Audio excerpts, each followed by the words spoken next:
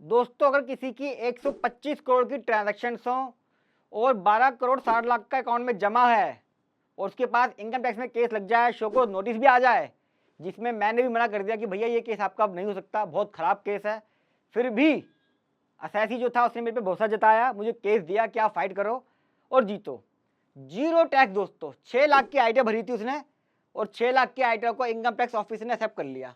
आपके लिए वीडियो देखना बहुत जरूरी है कि कैसे जो पहले था कंसल्टेंट उसने सारे कागज दे दिए, उसके बावजूद भी मैंने क्या अलग करा और उन्होंने क्या गलती कर दी पहले वाले ने। वीडियो को आखिर देखिएगा। इंडिया के इकलौते प्रैक्टिकल चैनल एक्सपर्ट किसी चीज पे। स्टार्ट करता हूं मैं। 125 करोड़ की ट्रांजेक्शन थी असेसी की, जिसमें 12,60,000 रुपये कैश जमा था। जीरो का टैक्स कराया मैंने, 1 रुपये टैक्स नहीं भरा और उसकी ओरिजिनल आइटम फाइल हुई थी 6,87,600 रुपये की, यानी कि उसने आइटम में भी जीरो टैक्स भरा और यही इनकम टैक्स असेसमेंट में एक्सेप्ट करके कोई एडिशन नहीं हुई, जीरो टैक्स। स्क्रीन पे एक एक वैल्यू दिखाऊंगा। अब दोस्तों इसकी स्टार्टिंग में क्या हुई, इतनी ट्रांजैक्शन हो गई तो इनकम टैक्स में सिक्योरिटी लगेगी। केस लग गया, स्टैम्प पेपर का मामला है। स्टैम्प पेपर इशू करता था। 125 करोड़ की स्टैम्प पेपर की ट्रांजेक्शन थी, जिसमें से 12,60,000 रुपये कैश जमा था अकाउंट में, सेविंग अकाउंट में, जिसके बदले स्टैम्प पेपर इशू किए थे। कुछ बैंकिंग ट्रांजेक्शन भी थी।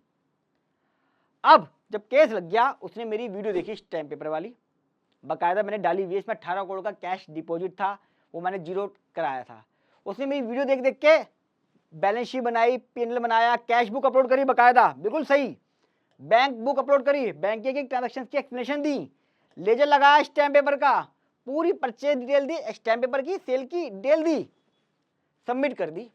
जब जब रिप्लाई आए, लेकिन क्या हुआ दोस्तों, शो कोस नोटिस आ गया उसके पास। शो कोस नोटिस का मतलब होता है इनकम टैक्स ने आपकी कोई भी बात नहीं मानी और आपके ये कह दिया कि भैया मैं आपका इतना एडिशन करूंगा। 15 करोड़ 24 लाख का शो कोस नोटिस आया, जिसमें से कैश था 12,60,000 रुपये का, दूसरी ऑनलाइन ट्रांजेक्शन, यानी कि बैंक में जितना ही पैसा आया था सारा का सारा उसने एडिशन के लिए दे दिया। जब शो कोस आया तो उसके कंसल्टेंट के हाथ पैर फूल गए कि भैया 15 करोड़ का आया है, करीबन टैक्स लगेगा 20 करोड़। वो मेरे पास भागते भागते आए कि सर हमने आपकी वीडियो देखी थी कैश डिपॉजिट की, उसी बेस पे हमने सीए ने हमारे जो भी था उसका सीए मुझे पता नहीं है, केस करने की कोशिश करी, लेकिन अब शोकोज आ गया। अब शोकोज में उसने मना कर दिया है। सिर्फ और सिर्फ दोस्तों 2 दिन बचे थे मेरे पास, जो उसका डेट थी शोकोज नोटिस की, 2 दिन बचे थे। मैंने उससे साफ कहा भाई अब इतना कुछ कर चुके हो आप, 2 दिन में मैं कुछ नहीं कर सकता, अब ये केस आपका सीआईटी अपील में जाएगा, वहाँ पे रिप्लाई अगर एक्सेप्ट नहीं हुआ या जस्टिफाई नहीं हो पाया, बड़ा मामला है, इतने बड़े मामले में सीआईटी अपील रिलीफ नहीं देते, आपको IT80 income tax appellate tribunal जाना पड़ेगा, कोई ऑप्शन नहीं है मेरे पास। वो बड़ा मायूस सा हुआ, उसने कहा सर आपने मना कर दिया इसका मतलब होगा ही नहीं, कह रहा फिर भी आप केस को रख लीजिए, आप इसमें कोशिश करिए कि सीआईटी अपील और IT80 में हो जाए। मैंने उससे सीआईटी अपील के ही पैसे लिए, असेसमेंट के पैसे भी लिए, क्योंकि शो को उसका रिप्लाई भी फाइल कर चुका था, वो जो कंसल्टेंट था उनका, उसने उसका भी रिप्लाई फाइल कर दिया था। मैंने कहा रिप्लाई फाइल कर चुका है, एक आध दिन में ऑर्डर भी आ जाएगा, मैं रिप्लाई डालूंगा भी, सेकंड रिप्लाई एक्सेप्ट करेगा नहीं, वो दिक्कत थी। अच्छा मैं इसको पढ़ा नहीं, यहाँ पे एक इंपॉर्टेंट पॉइंट था कि मैंने सिर्फ अटैचमेंट देखी, मैंने इसको पढ़ा नहीं किसी चीज़ को भी जो पुराना सीए था। क्यों? जब हम कोई चीज़ पुरानी पढ़ लेते हैं दोस्तों, हमारा माइंड सेट उसी के हिसाब से हो जाता है। हम किसी भी नई चीज़ को, अपनी जो हमारी इनोवेशन है, नई चीज़ निकल नहीं पाती है। आप लोग भी ज़्यादातर कॉपी पेस्ट में जो लगे रहते हो ना, इससे क्या हमारा माइंड चलना बंद हो जाता है और हमारे पास कोई भी नई फैक्ट दिमाग में, नई चीज़ नहीं आ सकती, क्योंकि इस रिप्लाई के बेस पे तो माना ही नहीं वो। हालांकि रिप्लाई दमदार था, इतना कुछ दे दिया, बहुत कुछ था, लेकिन कमी कहाँ थी वो बताता हूँ। स्टैम्प पेपर का मामला था, government of Haryana E grass पर रजिस्टर था वो।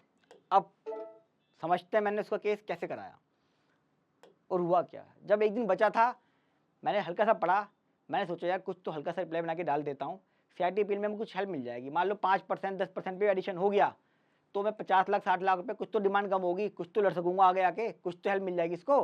20 करोड़ की डिमांड ज़्यादा होगी। मैंने अपने 4-5 स्टाफ को खाली करके आधा दिन लगवा दिया उस काम में। अब क्या करा ये समझ लीजिए। सबसे पहले मैंने शोकोज नोटिस पढ़ा कि शोकोज नोटिस के अंदर क्या दिक्कत लगी ऑफिसर को, जो इतनी बात होने पे भी नहीं माना।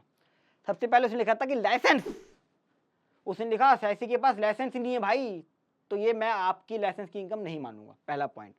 दूसरा, पूरा कंप्लीट बैंक अकाउंट का वो क्रेडिट क्या था आपने एक्सप्लेन नहीं करा, मैं इसका एडिशन करूंगा।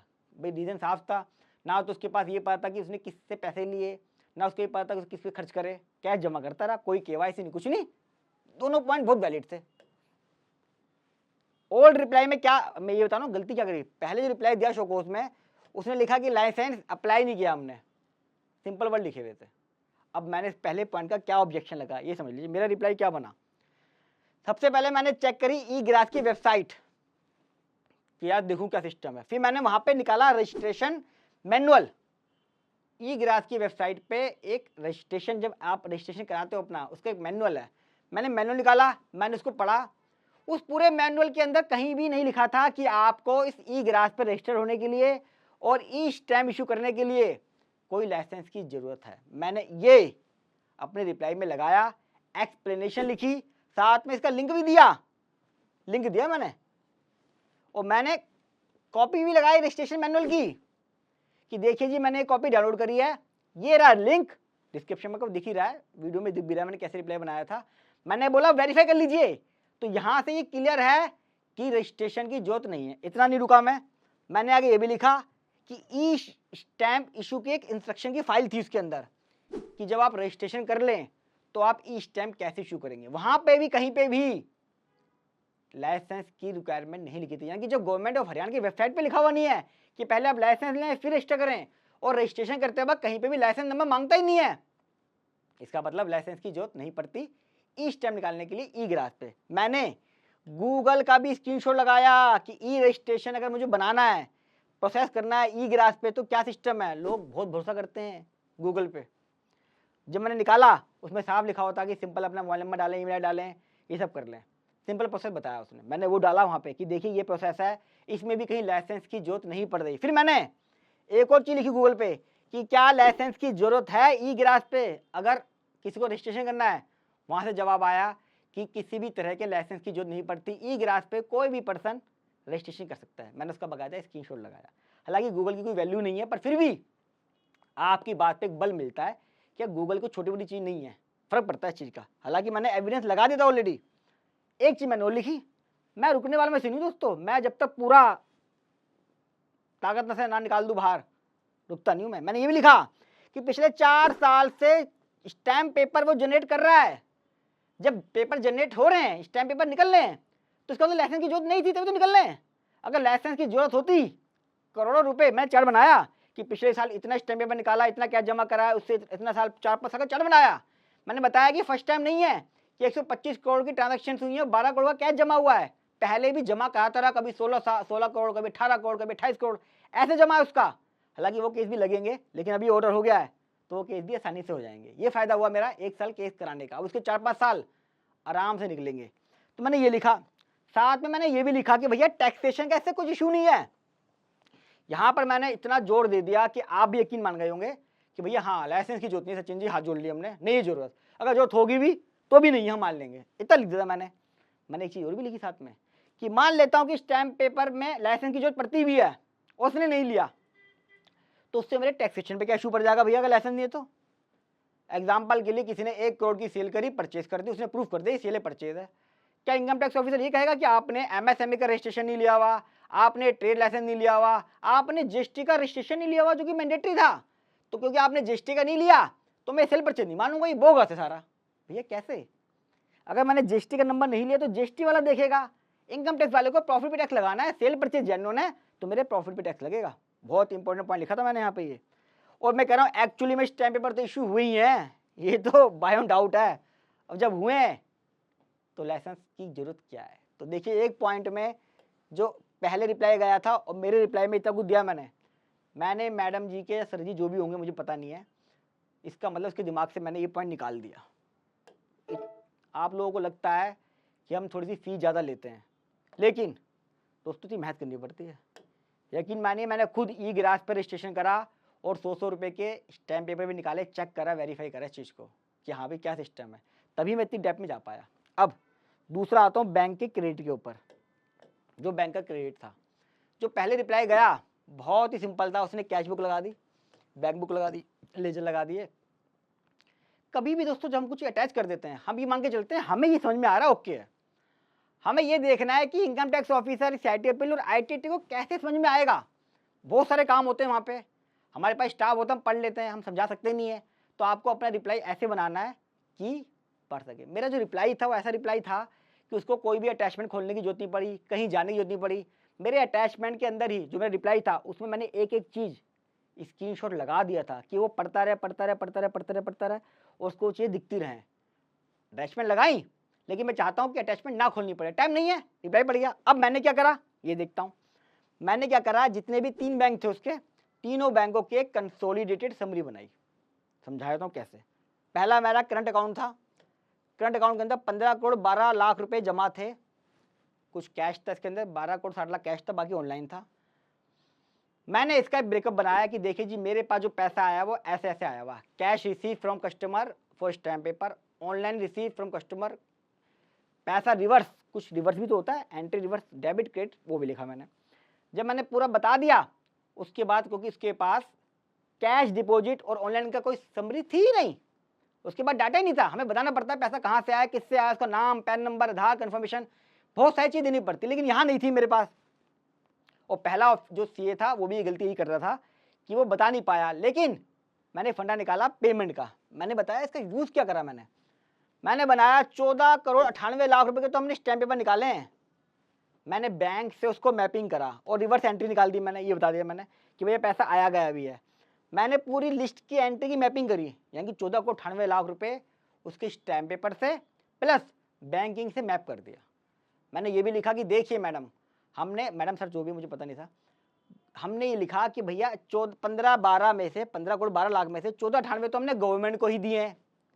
तो इसका मतलब आपको दिखाई दे रहे हैं 15 करोड़ की इनकम।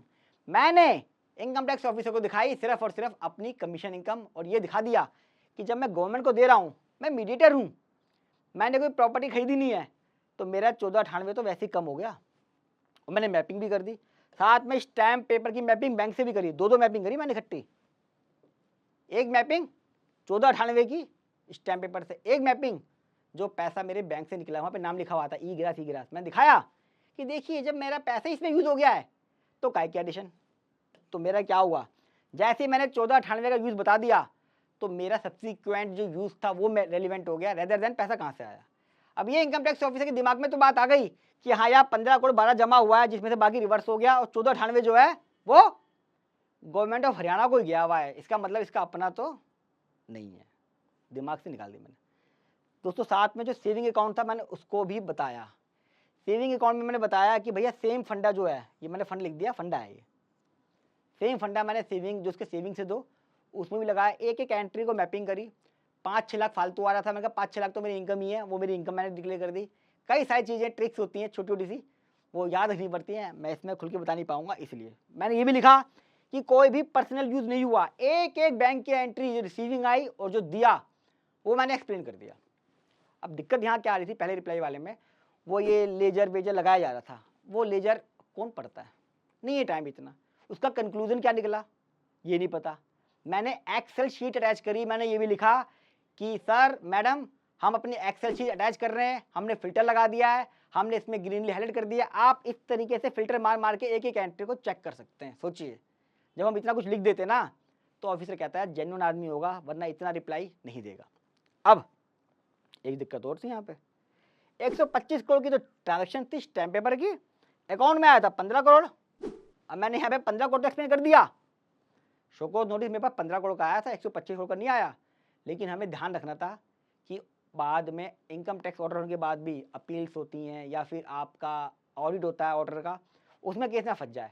मैंने बताया कि भैया 115 करोड़ जो है ना, इसकी मैंने एक समरी बना के दी, कंप्यूटेशन ऑफ इनकम, कि जब वो कैश जमा करता था कितने रुपए लेता था, जब उसके पास ऑनलाइन पैसा आता था कितने रुपए लेता था, और कई केसेस के अंदर वो सिर्फ चालान जनरेट करता था जिसमें 10 रुपए या 20 रुपए लेता था। मैंने इस पूरे 125 करोड़ की फिल्टर लगाया कि कितने केसेस के अंदर उसने कैश जमा करके इशू करा स्टैम्प पेपर, कितने केस में बैंक से इशू करा, कितने केसेस के अंदर सिर्फ और सिर्फ चालान जनरेट हुए हैं। उसके ऊपर मैंने अप्लाई करके उसकी पूरी इनकम मैंने बनाई। और जब ऑर्डर आया दोस्तों, एक तो मैं शॉक हो गया, मैंने कहा तो इम्पॉसिबल था। और जब उसके पास गया उसे तो यकीन नहीं हुआ, उसने 3 सीए से कंफर्म करा और फिर उसने मुझसे बोला सर सच में ऑर्डर आ गया। मैंने कहा हाँ।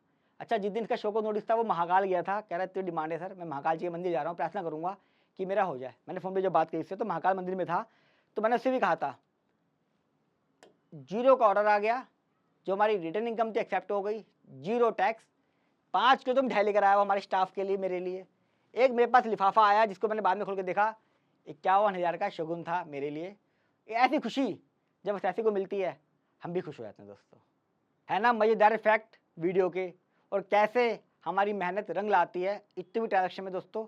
मैं भी एक बार को होपलेस हो गया था कि यार हो नहीं पाएगा, बहुत कम टाइम था, और शो को होने के बाद नोटिस जब आ जाता है दिक्कत आती है। वीडियो कैसी लगी कमेंट बॉक्स में जो बताइएगा। फर्स्ट टाइम आ रहे हैं सब्सक्राइब कर लें, क्योंकि इस तरह के कई सारे केस मैं डालता रहता हूँ जो प्रोफेशनल्स, सीए, एडवोकेट या एसएससी हैं उनको फ़ायदेमंद देता है। और दोस्तों अच्छी लगी तो लाइक करें, जितना ज़्यादा सकें अपने ग्रुप में सब जगह शेयर करें, ताकि इस समय ये पता चल सके कि ज़्यादा लंबे चौड़े रिप्लाई बनाने से नहीं, लेकिन अगर मैं एग्जैक्टली पॉइंट टू पॉइंट बात करता हूँ, उसका सही एविडेंस देता हूँ, तो आपके शो को नोटिस भी ड्रॉप हो सकते हैं, और 125 करोड़ की ट्रांजेक्शन होने के बावजूद भी आप इनकम टैक्स केस को जीरो पे सोल्व करा सकते हो। मिलूंगा अगली वीडियो में, इस तरह के कई सारे फैक्ट्स और भी हैं। तब तक के लिए नमस्कार।